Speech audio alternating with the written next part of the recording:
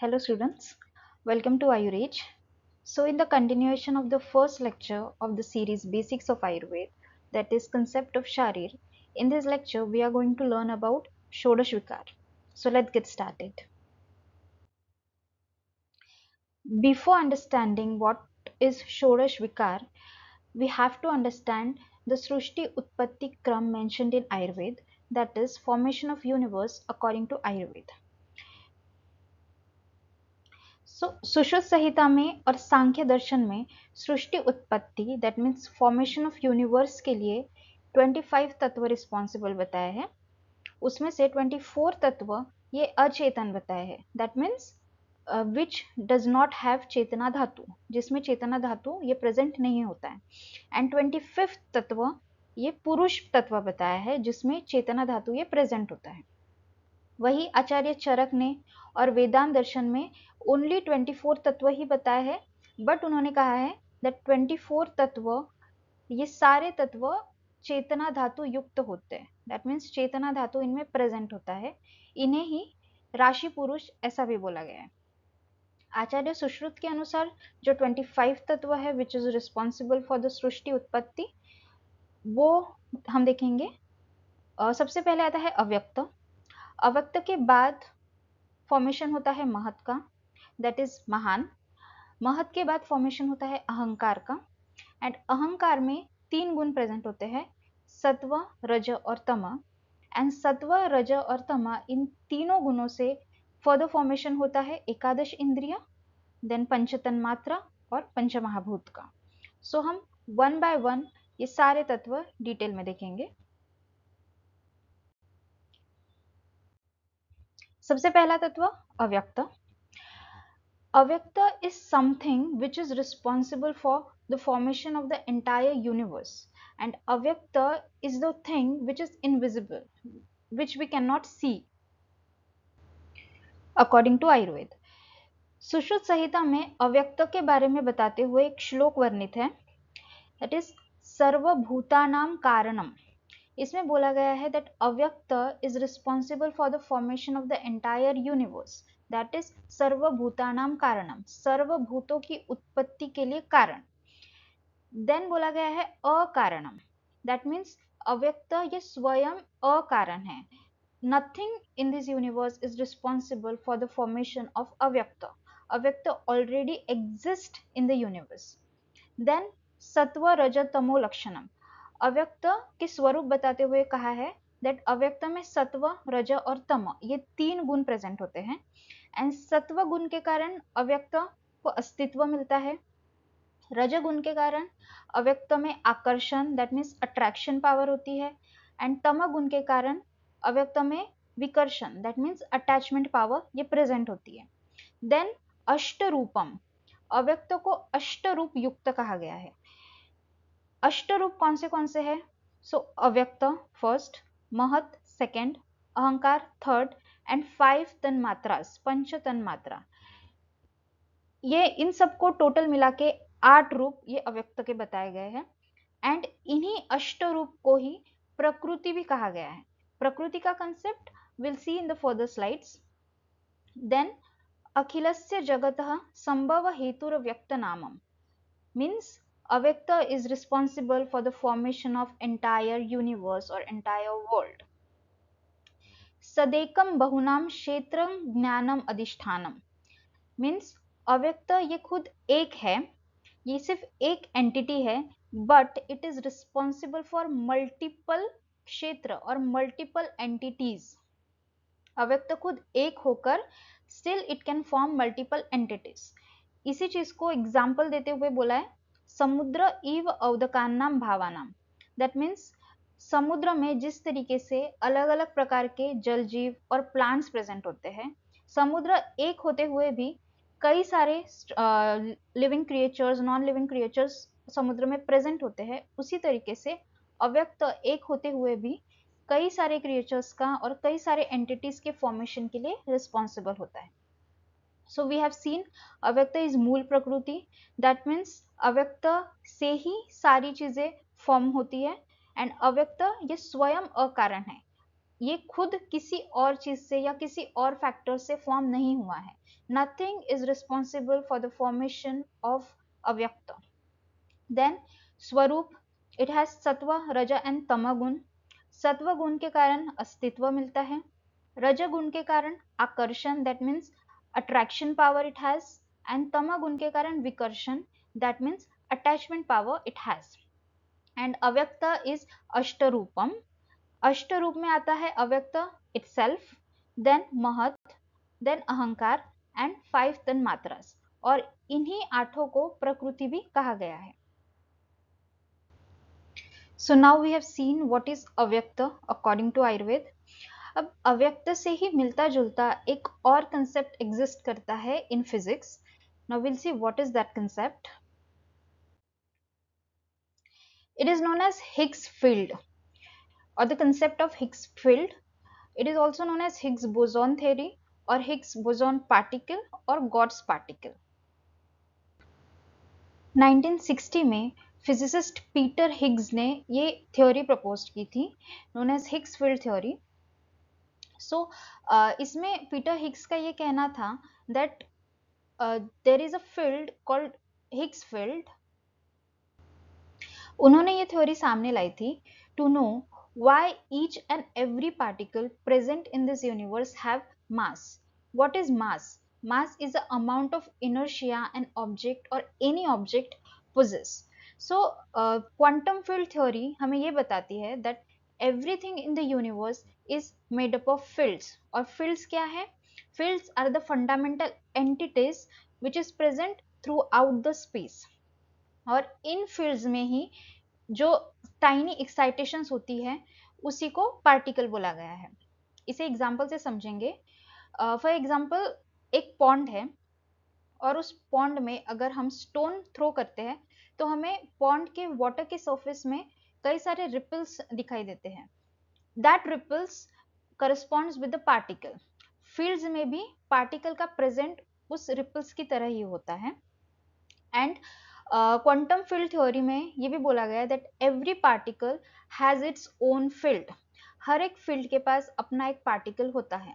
And particles are created and destroyed when these fields interact. So Higgs field क्या है? Peter Higgs ने quantum fields में जितनी भी फील्ड्स बताई है उनमें उन्होंने एक और फील्ड का प्रेजेंस बताया था, दैट इज हिग्स फील्ड. और ये एक इनविजिबल फील्ड्स बताई गई थी which is responsible for giving mass to the particles. Higgs field के कारण ही particles get mass by interacting with that field. ऐसा पीटर हिग्स का कहना था. सो कौन से पार्टिकल को कितना मास मिलेगा ये कैसे डिसाइड होता है, इसका भी मैकेनिज्म पीटर हिग्स ने बताया है. इसे हम एक एग्जांपल से समझेंगे. सपोज करो एक रूम है full of peoples and full of reporters.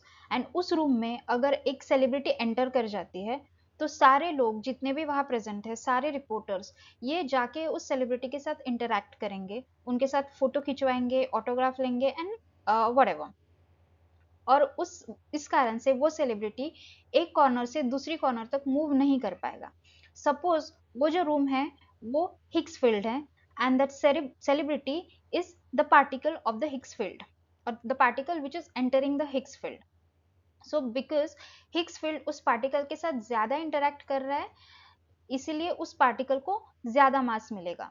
और उसी जगह अगर उस रूम में एक कॉमन मैन एंटर हो जाता है बहुत कम लोग होंगे जो उस कॉमन पर्सन को जानते होंगे. जो लोग उन्हें जानते हैं वही जाके उनके साथ इंटरैक्ट करेंगे एंड वो person easily from one corner to another corner with the minimal interactions with the people move कर जाएगा. सो ये एक ऐसा पार्टिकल है जो हिग्स फील्ड के साथ मिनिमल इंटरैक्शन करेगा जिस कारण से इस पार्टिकल को जो मास मिलेगा वो कंपैरेटिवली कम होगा.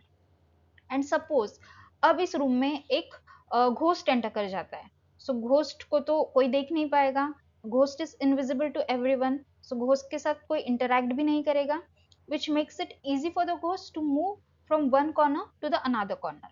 So ये ghost उस पार्टिकल को डिनोट करेगा the particle which does not have mass, or the massless particles. For example, photons. Photons are the massless particles. So Higgs field theory जो है ये हमें यही बताती है, more the particles react with the Higgs field, more the particles get mass. और Higgs field में जो पार्टिकल प्रेजेंट होता है उसे ही Higgs boson particle and God's particle बोला गया है. As we know that every field has its own particle, वैसे ही हिग्स फील्ड का पार्टिकल उसे हिग्स बोसॉन और गॉड्स पार्टिकल ऐसे बोला गया है. एंड ये जो हिग्स पार्टिकल है यही हमें हेल्प करता है to know the presence of Higgs field. So काफ़ी दिनों तक जो ये हिग्स फील्ड थ्योरी थी ये केवल एक थ्योरी बन के थी, बट इसे एक प्रैक्टिकल रूप और एक प्रैक्टिकल एक्सपेरिमेंट से प्रूव किया गया, which is known as large hadron collider. So large hadron collider, इसमें एक 27 किलोमीटर सर्कुलर टनल बनाई गई of 100 metres under the border of Switzerland and France. And on 4th of July 2012, scientists ने ये announce किया that they have discovered a God's particle और a Higgs boson particle, जिससे कि Higgs field के theory का प्रेजेंस ये prove हो गया. सो हमने ये चीज क्यों देखी, जो हिग्स फील्ड थ्योरी है वो आयुर्वेद में अव्यक्त की थ्योरी से काफी मिलती जुलती है. जैसे बताया गया है कि अव्यक्त is responsible for the formation of many structures और all the structures, all the entities present in the universe. उसी तरीके से हिग्स फील्ड को भी रिस्पॉन्सिबल बताया गया है for all the mass of the particles.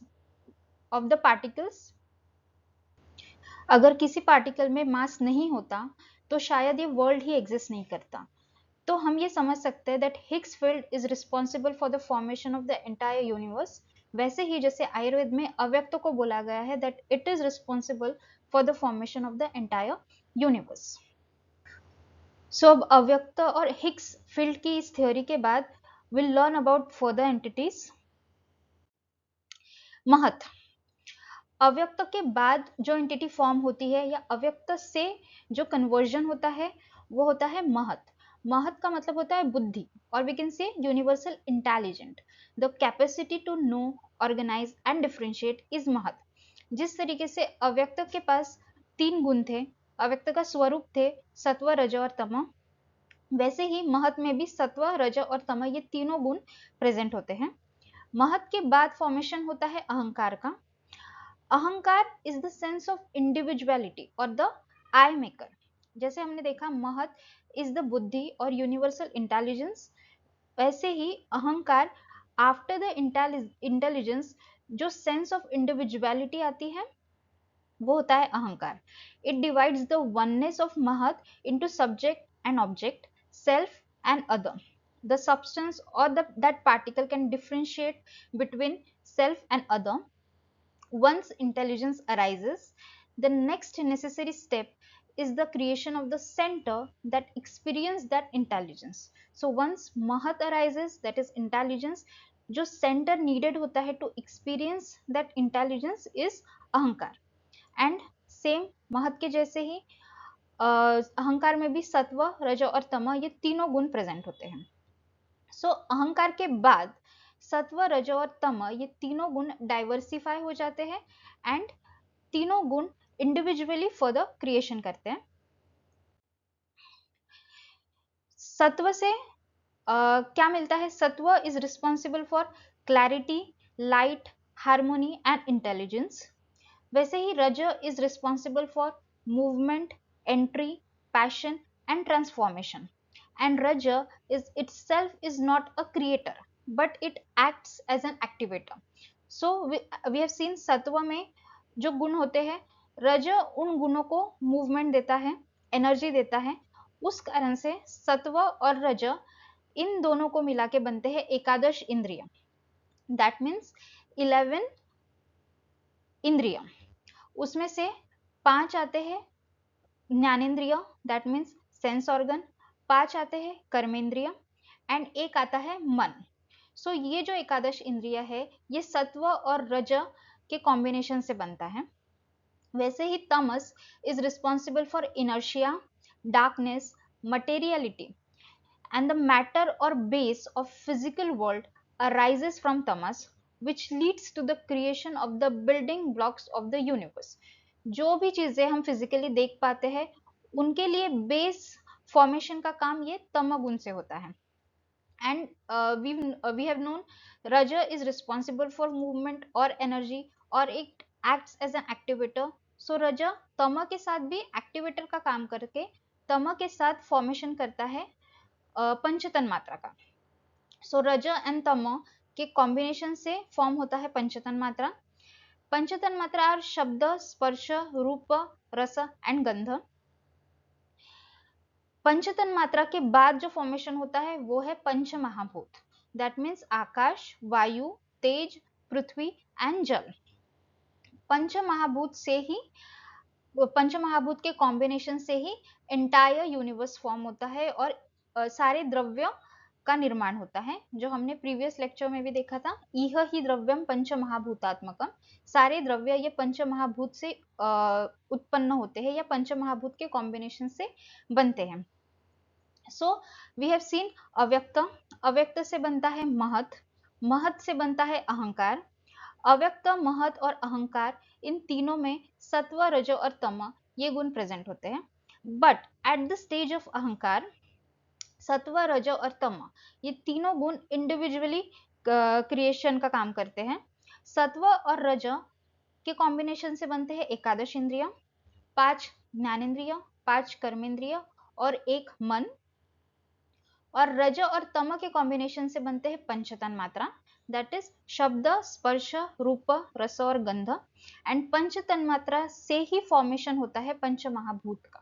And punch महाभूत से ही सारे द्रव्यों का निर्माण होता है और उसके कॉम्बिनेशन से सारे द्रव्य बनते हैं. सो हमें पढ़ना था षोडश विकार.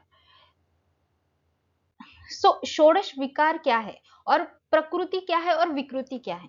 सबसे पहले हमने देखा अव्यक्त. अव्यक्त इसे मूल प्रकृति कहा है. We have seen in the earlier slide. So अव्यक्त से ही सारी चीजों का फॉर्मेशन हो रहा है. अव्यक्त के बाद महत, महत के बाद अहंकार, अहंकार के तीनों गुणों से पंचतन मात्रा. सो महत, अहंकार और पंचतन मात्रा इन्हें प्रकृति और विकृति कहा है. अव्यक्त इज मूल प्रकृति, महत, अहंकार and panchatan matra are prakriti and vikriti. Why prakriti? Because it is responsible for the further creation or it is responsible for formation of further entities. जैसे महत से बनता है अहंकार, अहंकार के तीनों गुणों से एकादश इंद्रिय, पंचतन मात्रा एंड पंचतन मात्रा से पंच महाभूत. So as they are responsible for further creation इसलिए उन्हें प्रकृति कहा है. एंड विकृति क्यों कहा है? Because although it is responsible for the further creation but it is also forming from another structure. ये खुद ऑलरेडी एग्जिस्ट नहीं करता है, ये किसी एक एंटिटी से उत्पन्न हुआ स्ट्रक्चर, हुई एंटिटी है. जैसे महत इज हैज फॉर्म्ड फ्रॉम अव्यक्त, अहंकार हैज फॉर्म्ड फ्रॉम महत एंड पंचतन मात्रा हैज फॉर्म्ड फ्रॉम अहंकार. सो दैट्स व्हाई इन तीनों को प्रकृति और विकृति ये दोनों कहा गया है. एंड अव्यक्त, महत, अहंकार और पंचतन मात्रा इन आठों को मिला के अष्ट प्रकृति भी कहा गया है और इन आठों को ही अष्ट प्रकृति बोला जाता है. अब व्हाट इज विकृति और व्हाट इज षोडश विकार और 16 विकृति, 16 विकार. सो इन सारे एंटिटीज से जो एंड प्रोडक्ट बनता है, जैसे सत्व और तम, सत्व और रजस से मिलके बनता है एकादश इंद्रिय, जो कि सत्व और रज का एंड प्रोडक्ट है. एकादश इंद्रिय के बाद ये एकादश इंद्रिय आगे किसी भी एंटिटी का फॉर्मेशन नहीं करती है, ये खुद एक एंड प्रोडक्ट है. एंड उसी के साथ साथ पंच महाभूत भी पंचतन मात्रा से निर्मित हुआ एक एंड प्रोडक्ट है. सो इसीलिए एकादश इंद्रिय और पंच महाभूत इन्हें विकार कहे गए हैं, केवल विकार और केवल विकृति, because it does not form और रिस्पॉन्सिबल फॉर फर्दर क्रिएशन. सो 11 इंद्रिय एंड पंच महाभूत, 11 इंद्रिय एंड 5 महाभूत को मिला के बनते हैं 16 विकार और वी कैन से षोडश विकार.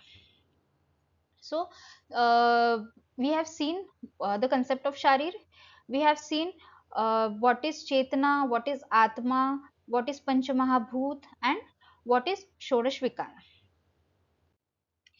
So that's all for today's lecture. I'll see you soon in a new lecture with a new concept. Until then, keep reading and don't forget to subscribe, like, and share with your fellow learners. Thank you.